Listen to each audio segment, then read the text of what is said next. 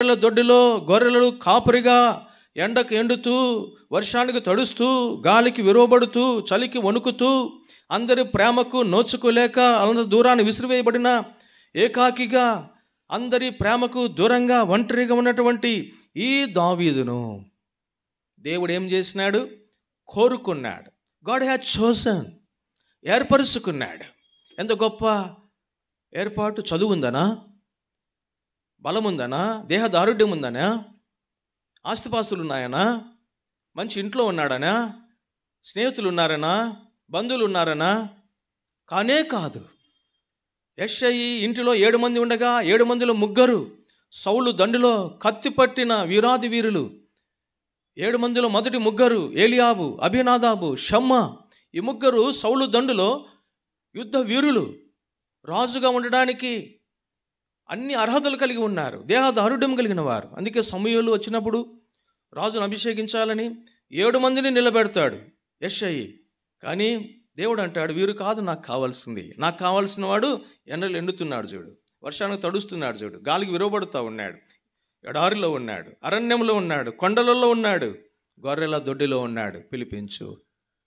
ఇంతమంది ఉండగా భూమి మీద, ఇన్ని వంశాలు, ఎన్ని గోత్రాలు ఉండగా, ఆ ఇంటిలో 7 మంది ఉండగా చివరి వాడైనటువంటి దావీదుని దేవుడు ఏర్పరచుకున్నాడు.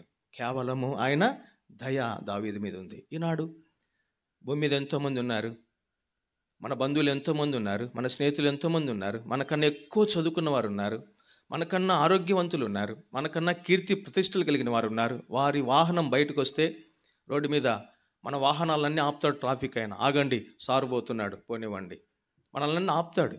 ఎందుకు? పేరు ప్రఖ్యాతులు ఉన్న వాళ్ళకు ఒక పొజిషన్ ఉంది. వారికి ఉన్నటువంటి ఏమీ మనకు లేనప్పటికీ దేవుడు మనలను, గాడ్ హ్యాడ్ చోజన్ us, దేవుడు మనల్ని ఏర్పరచుకున్నాడు. కారణం ఒక్కటే, ఆయన దయ మన మీద ఉంది. మన ఇంట్లో ఎంతోమంది ఉండొచ్చు మనకన్నా ఎక్కువ చదువుకున్నవారు, మన బంధువులు ఎంతోమంది ఉండొచ్చు మనకన్నా ఆరోగ్యం కలిగిన వారు, ఆస్తిపాస్తులు కలిగిన వారు. కానీ దేవుని దయ మన మీద ఉంది, దేవుని దయ నీ మీద ఉంది, దేవుని దయ నా మీద ఉంది. అందుకే ఎంతోమంది ఉండగా వారందరినీ పక్కన పెట్టేసి దేవుడు నిన్ను ఏర్పరచుకున్నాడు. ఎందుకు ఏర్పరచుకున్నాడు? 29:11 దినవృత్తాంతం రాయబడతా ఉంది. నా కుమారులారా, నా సన్నిధిలో నిలిచి నాకు ధూపం వేటుకును, నాకు పరిచర్య చేయుటకును యెహోవా మిమ్మును ఏర్పరచుకున్నాను. God had chosen for what? ఆయనకు పరిచర్య చేయడానికి, ఆయనకు సేవ చేయడానికి, ఆయన దయ మన మీద ఉంచి ఆయన కొరకై ఆయన మనలను ఏర్పరచుకున్నాడు.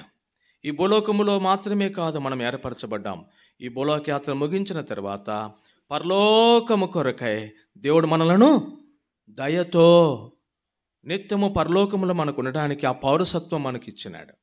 కాబట్టి భూలోక వాసులం మనం ఈ లోకంలో బ్రతికినన్ని రోజులు ఆయనకు సేవ, ఆయనకు పరిచర్య చేయడానికి దేవుడు మనల్ని ఏర్పరచుకున్నాడు.